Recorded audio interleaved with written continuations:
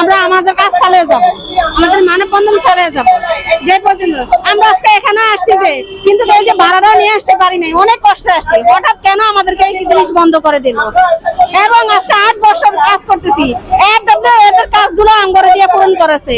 জরিপের যা কিছু আছে ভাই সবকিছু আমরা এমন জায়গায় অন্য এলাকায় নিয়েও ফেলেছে, তাও আমরা করছি।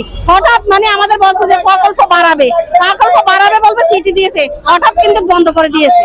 আমরা তাও জানি না, একদিনের মধ্যেই বন্ধ করে দিয়েছে।